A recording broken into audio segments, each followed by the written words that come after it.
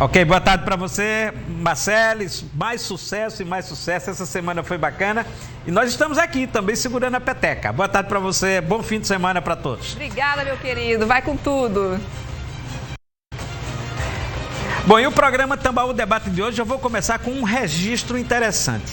Na última quarta-feira aqui, quando nós estreamos o programa, o presidente da Associação dos Magistrados da Paraíba, Alexandre Neto, fez uma revelação um tanto pesada, um tanto forte. Segundo ele, o PJE, que é o Processo Judicial Eletrônico da Paraíba, não estava funcionando, não funcionava na Paraíba. Ou seja, por onde todos os processos devem tramitar, esse sistema não estava funcionando. E segundo ele, os magistrados estavam despachando meia-noite, de madrugada, enfim, usando a própria internet para tentar fazer a jurisdição andar aqui na Paraíba. Foi uma reclamação forte. O Tribunal de Justiça repercutiu e o Tribunal de Justiça já mandou uma informação. Segundo o Tribunal de Justiça, uma equipe técnica do Conselho Nacional de Justiça, especializada em internet, está aqui na Paraíba.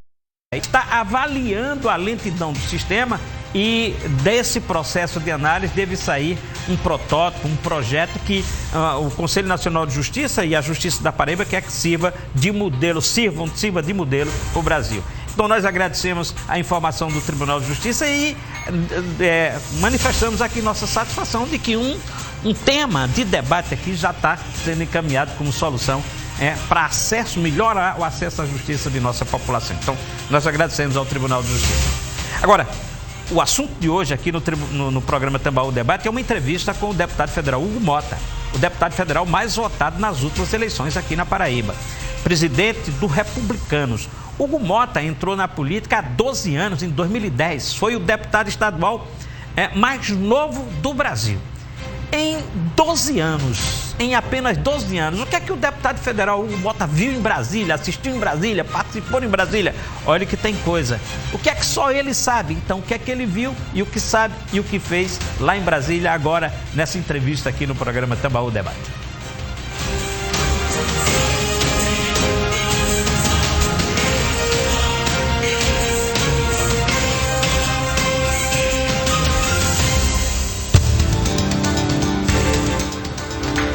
Boa tarde, deputado. Seja bem-vindo ao programa Tambaú Debate. Boa tarde, Josival. Uma satisfação participar do programa. Já também aproveitando para lhe parabenizar por esse novo modelo aqui de jornalismo, para informar bem os paraibanos e dizer que estou aqui à sua disposição, à disposição dos telespectadores, para debatermos os temas de interesse do nosso estado e do nosso país. Eu estava dando uma olhada aqui, eu disse assim, o que é que só o deputado federal Hugo Mota viu em 12 anos em Brasília? Mas eu estava a olhada rápida, né, no que aconteceu nesses 12 anos em Brasília, que você está em Brasília, né, o quarto deputado. Então teve duas votações de impeachment de presidente da República, né, a de Dilma e a de Temer. Você participou, você chegou a presidir uma CPI, a CPI da Petrobras, da empresa mais importante, que aqui uma das empresas, a empresa pública talvez mais importante do Brasil, e essa movimentação toda de Brasília, muita coisa, né? Não, muita coisa, Josival. Nós chegamos lá em Brasília com apenas 21 anos de idade, lá no ano de 2011. A nossa primeira eleição foi em 2010. Naquela época ainda eu estava como estudante de medicina, então tive que conciliar um pouco a atividade parlamentar com o meu curso, que eu vim a concluir ainda durante o meu primeiro mandato, ali no final do ano de 2013. Então esse período inicial foi de aprendizado, tive que conciliar o meu tempo, mas sempre buscando aprender. Sempre buscando olhar como é que as coisas funcionavam, poder, dentro daquele caldeirão que é a Câmara dos Deputados, poder tentar se sobressair, sempre buscando que esse protagonismo pudesse também se tornar não um protagonismo pessoal, mas um protagonismo de força para o nosso Estado, para ajudar na solução dos problemas que o nosso Estado tem, sempre buscando também ter um diálogo constante com a nossa base, andando a Paraíba durante todo o mandato e com isso procurando ser um parlamentar atuante, um parlamentar que estivesse à altura daquilo que a população esperava. Então, ao longo desses 12 anos, estamos concluindo agora o nosso terceiro mandato, foram anos de aprendizado, de muito trabalho, de muita dedicação. Nós que ficamos com essa vida dupla, digamos assim, entre Brasília e o Estado, temos uma rotina extremamente puxada, porque durante a semana estamos em Brasília, nas sessões, nas votações, e nos finais de semana estamos aqui na base andando o estado e visitando os municípios, recebendo pessoas, lideranças políticas. Então eu julgo que foram assim anos extremamente produtivos. Desses 3 mandatos, o mais complicado foi esse último agora, na relação com o presidente da República. Para a Câmara foi ruim, foi bom. Os outros, como é que o senhor avalia essas coisas da política brasileira? Eu acho que desde o ano de 2014, quando tivemos ali a eleição da ex-presidente Dilma, na época contra o deputado Aécio Neves, nós já saiu dividido, porque a eleição foi muito apertada. 2014 para 2018 nós tivemos um turbilhão. Eu julgo que o meu segundo mandato, ele foi, digamos, mais turbulento, mais difícil do que o mandato que se termina agora em 31 de janeiro do ano que vem. Por quê? Porque nós tivemos, como você bem disse, o processo de impedimento da presidente Dilma à época, depois tivemos as denúncias contra o vice-presidente que assumiu o cargo, o presidente Michel Temer, tivemos naquele momento a Operação Lava Jato, que trouxe um turbilhão de questionamentos, de colocações à época envolvendo o governo, envolvendo alguns políticos, envolvendo empresários. O Brasil viveu esse momento. Tivemos, durante também o mandato anterior, a CPI da Petrobras no meio desse turbilhão, que eu tive ali também a responsabilidade de presidir. Então foi um mandato difícil sob o ponto de vista de posicionamento político. Muitas coisas nós sabemos que foram extremamente deturpadas do período até agora, quando nós temos uma outra visão sobre como se deu todo aquele processo.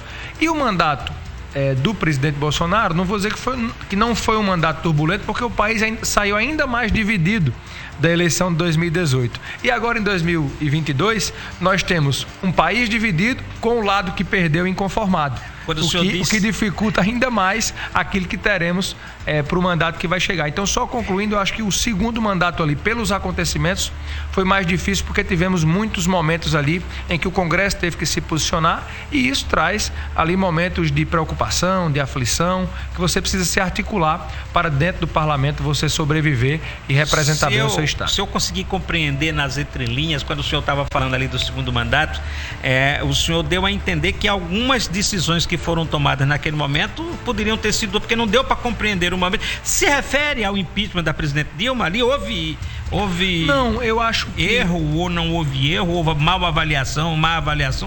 Na verdade, eu acho que a presidente Dilma, à época, ela perdeu a condução política, a condição política de conduzir o país. Porque nós tínhamos uma presidente que estava com a crise econômica deflagrada, nós tínhamos uma presidente de difícil diálogo, inclusive com o seu próprio partido. Isso não é o deputado que diz, o próprio PT diz isso, tanto é que você mal viu a presidente Dilma na eleição esse ano do presidente Lula. A eleição foi tocada por ele. Então, se ela tivesse todo esse protagonismo, né, toda essa capacidade que na época venderam teriam usado ela mais na eleição. Temos que lembrar também que ela disputou o Senado na eleição de 2018 por Minas Gerais e não logrou êxito na sua eleição. Então, a presidente Dilma tinha condições políticas realmente muito difíceis de tocar o país. E vejo que aquele processo ele foi importante sob o ponto de vista da retomada econômica que o país teve. Nós tínhamos o presidente Michel, que concluiu o mandato com um índice de rejeição altíssimo, mas nós tínhamos um presidente articulado, que conduziu matérias importantes, que trouxe estabilidade, e o país pôde atravessar esse momento, digamos, com tranquilidade de quem tinha a condição de poder dialogar, não só com o parlamento, mas também com o judiciário. O senhor disse que esses dois mandatos foram muito importantes para o posicionamento político, o amadurecimento e a definição do posicionamento político. E aí fala-se muito em esquerda, direita, esquerda mais radical, direita mais radical. Em termos de posicionamento político, esse tempo todo deu ao senhor maturidade para... Como é que o senhor se define no espectro político nacional? Olha, Josival, o que é que eu vejo dentro do parlamento, e ao longo desses 12 anos eu concluo na minha condução política, observando os extremos, é que cada vez mais o caminho correto é o caminho do meio. Nós temos muita coisa boa à esquerda, nós temos muita coisa boa à direita, mas não temos na totalidade, quando vamos para um lado em demasia ou para o outro em demasia, a certeza de que as questões serão bem conduzidas. Por quê? Porque nós somos um país continental. com diversas realidades, onde obriga você ter à frente do governo alguém que tenha a sensibilidade de entender que tudo que a direita prega não será aplicado na prática e não será bom para uma grande parte do nosso país. Da mesma forma a esquerda. Aquilo que a esquerda prega, se você radicaliza também a esquerda, você vai ver que você estará na frente prejudicando o país de alguma forma. E esse caminho do meio, ele permite que você construa o quê? Construa através do diálogo, com sensatez, com responsabilidade pública, um caminho que traga para o Brasil o cuidado com os mais carentes, que não deixe de poder estimular o crescimento econômico, a geração de emprego e tratar dos reais problemas que o nosso país tem, que é saúde, educação, segurança pública, os problemas sociais. E nós vemos muitas vezes essas pessoas ficarem discutindo perfumaria, ficarem discutindo, por exemplo, pautas de costumes que são inerentes à decisão pessoal de cada um decidir como quer ser. Não cabe ao governo, não cabe ao parlamento decidir como é que você tem que pensar ou quem você tem que ser. Isso é uma decisão pessoal. Eu acho que o parlamento, o governo tem que discutir os problemas e não está ali decidindo sobre questões que são meramente pessoais, que são meramente da formação de cada um. Nós temos que respeitar a todos. Então, respondendo a sua pergunta, eu procuro sempre usar esse caminho do meio, porque eu acho que ele é o mais racional. Acho que na prática ele é o que rende um resultado positivo à população e deixa de ser um modelo onde você usa essas pautas para aparecer, sabendo que o uso delas não terá um resultado prático na solução dos problemas que realmente afligem a nossa população. O seu partido teve com Bolsonaro, apoiando Bolsonaro, da base Bolsonaro, e agora já se discute que vai estar na base de Lula. Acho que o presidente do seu partido está na comissão de transição. Não está, não. Foi convidado, não foi? Como que é? Não, o nosso partido ele teve o posicionamento nacional de alinhamento com o presidente Bolsonaro, deu autonomia nos estados para que os presidentes estaduais pudessem coligar de acordo com aquilo que fosse bom para a estratégia local do partido e liberou o partido, sob o ponto de vista político, para fazer e tomar as suas decisões que fossem importantes, cada um olhando para a sua realidade, para o seu estado. Foi essa a posição política dos republicanos com o presidente Bolsonaro. Com isso, nós elegemos no segundo turno o governador do estado de São Paulo. O estado mais importante do país é do Republicanos e é um ex-ministro do presidente Bolsonaro, que é o ministro Tarcísio. Foi eleito com uma larga maioria lá em São Paulo e que deve ser um grande governador. Então o nosso partido é um partido de centro-direita. É um partido que já anunciou, o presidente Marcos Pereira, ele não está na transição, não foi convidado. Porque ele ficou agitado de que iria, né? Isso foi mais no campo da especulação. Uhum. Ele anunciou logo após o segundo turno que a postura do partido seria de independência para, naquilo que for bom para o país, como por exemplo a garantia desses R$200 a mais que nós estamos pagando às famílias mais carentes, que o governo está pagando a 21 milhões de famílias no Brasil, que ele possa ser garantido também para o ano que vem. Que nós garantamos o reajuste do salário mínimo sob o percentual da inflação, porque não tem previsão orçamentária para isso no ano de 2023. Então essa é uma pauta boa para o Brasil e nós não podemos e não vamos ficar contra essa pauta. Da mesma forma que aquilo que não for bom, que aquilo que não representar vantagem para o nosso país, que aquilo que não represente uma ação positiva para a nossa população, o partido tem a condição de ficar contra. Eu acho que é uma posição inteligente. O partido vai para o governo, se for convidado, vai ocupar ministério, porque já tem essa especulação também, de que até, se não for Marco Pereira, pode ser Hugo Mota, enfim. Já tem. Josival, isso tudo se dá no campo da suposição. O partido tem esse alinhamento. É claro que o nosso partido não é um partido que foge ao diálogo, nós vamos dialogar principalmente para aquilo que for para o bem do país, mas não há no partido o interesse de compor o governo nesse momento. O partido tem esse posicionamento muito claro de poder, nesse momento, estar na independência para, com isso, construir uma pauta em favor do Brasil. É isso que nós queremos construir de maneira muito responsável, com serenidade, com calma, do público, porque entendo que é isso que a população espera dos partidos políticos nesse momento, é ter autonomia para decidir de acordo com aquilo que for bom ou aquilo que não for bom para o nosso país. É isso que o Republicanos prega e esse é o posicionamento que nós vamos seguir. Deixa eu agora mudar um pouquinho de assunto dessa, em vez de política nacional, discutir um pouquinho o seu mandato. Nesses 12 anos, o que é que o senhor destaca? O que é que o senhor acha que foi a sua grande contribuição para o parlamento e para a política brasileira? Olha, o trabalho do deputado federal, ele depende muito daquilo que o parlamentar entende ser a prioridade que ele deve eleger para corresponder quem o elegeu, quem o colocou no Congresso Nacional.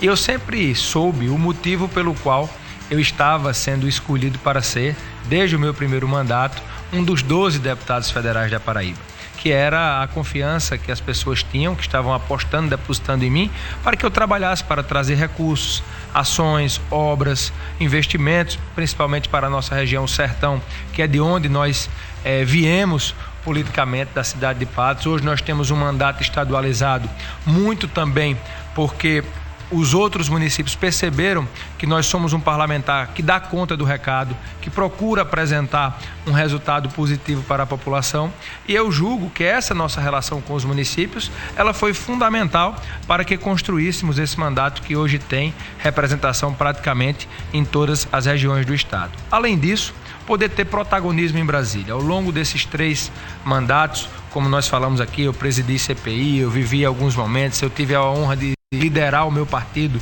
agora durante esse mandato, de presidir outras comissões, de participar de momentos importantes de construção, tanto para a eleição da mesa da Câmara dos Deputados, como em momentos e votações importantes, como tivemos a PEC dos precatórios, que eu relatei, que garantiu o pagamento, o reajuste à época do Bolsa Família, do Auxílio Brasil, para R$400, que é o que está garantido, não é? Agora, para o ano que vem, nós estamos atrás de dar mais 200 para ficar em 600, que é o que tem hoje, mas 400 está garantido. E eu posso dizer que fomos nós que relatamos a PEC que garantiu os 400 e depois a emenda que tornou esse benefício permanente, independente de quem seja o presidente da República, no valor de R$400, foi uma emenda de nossa autoria. Então, esse protagonismo de acompanhar as matérias legislativas, de relatar matérias importantes, de estar acompanhando o dia a dia do Congresso Nacional, ele é muito importante. É importante para o Brasil, é importante para o nosso estado, porque aonde quer que eu vá, onde quer que eu esteja, a minha prioridade sempre será a Paraíba, sempre será olhar a nossa realidade, tirar algo de bom para nós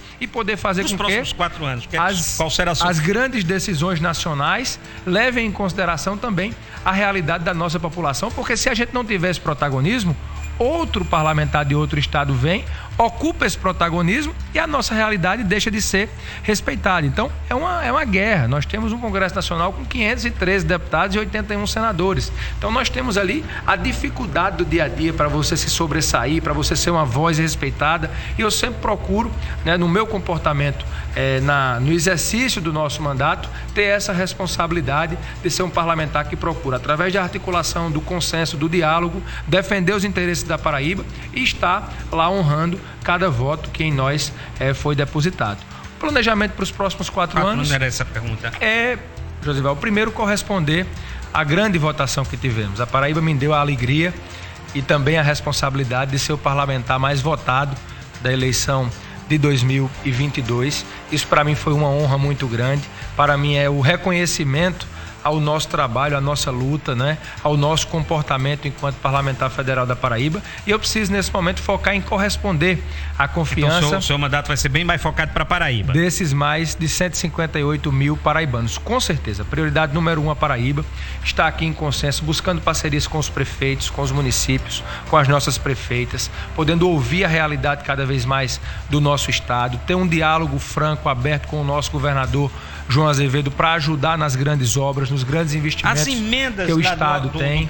Das emendas dos parlamentares já são suficientes para esse seu encaminhamento? Olha, na verdade nós temos demandas bem maiores do que aquilo que temos de orçamento. Por isso que nós voltamos para a pauta do protagonismo, de termos força em Brasília para atender e corresponder às demandas que a nós são trazidas pelos prefeitos, pelo governo do estado, e com isso podermos responder positivamente, encontrando a solução para recursos, as emendas obras, não são suficientes. Investimentos. Não são, porque são projetos, Josival, por exemplo, você pegar agora o Hospital de Traumas do Sertão, de Clínicas e Traumas do Sertão, que o governo se comprometeu e irá construir na cidade de Patos. É um hospital que vai custar só a construção uma quantidade importante de recursos. O projeto está sendo finalizado. Depois nós temos que equipar esse hospital. Então as nossas emendas, elas não são suficientes para uma obra desse porte. Eu estou aqui dando um exemplo de tantos outros que temos. A triplicação aqui da BR-230 na região metropolitana, a duplicação da BR-230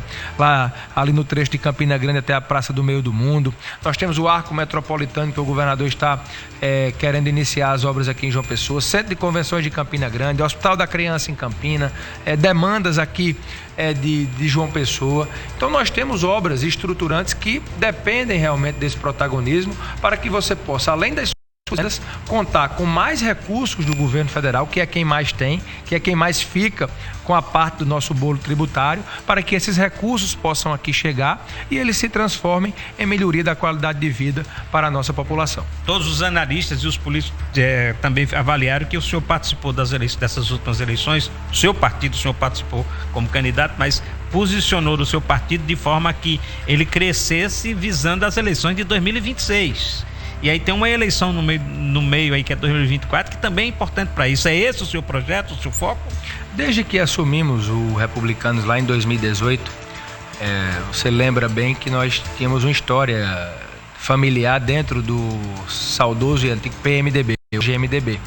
Em 2018 nós tivemos que fazer a mudança partidária, mas saindo pela porta da frente. Na época o nosso saudoso governador Zé Maranhão estava vivo e eu fui explicar a Maranhão e eu lembro que ele ficou inconformado porque nós íamos sair pela história que a minha avó tinha no partido, que o meu pai, que eu já tinha no segundo mandato, mas eu expliquei que aquela era uma decisão também pela nossa sobrevivência política à época e foi uma coisa plenamente entendida. E desde que eu assumi o Republicanos, eu tinha na minha cabeça que um partido para ficar apenas uma família, na Paraíba já tinha partidos demais com essa formação.